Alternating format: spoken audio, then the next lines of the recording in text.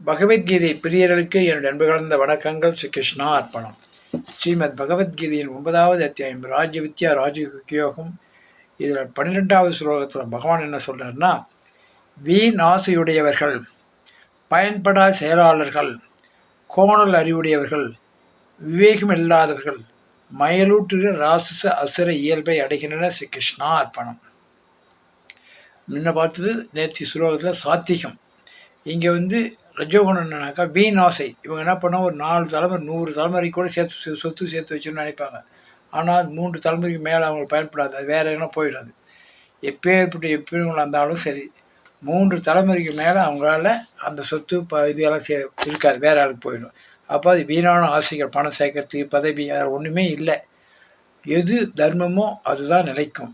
அதான் பயன்படா செயலாளர்கள், இதெல்லாம் கோணல் அறிவுடையவர்கள், விவேகம் இல்லாதவர்கள், மயலூற்று ராசச அசுர இயல்பை அடைகிற அசுர இயல்பை அந்த குணம்.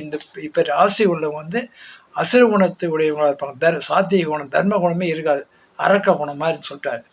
ஓம் சக்தி ஓம். ஓம் தத் சத் கிருஷ்ணா அர்ப்பணம்.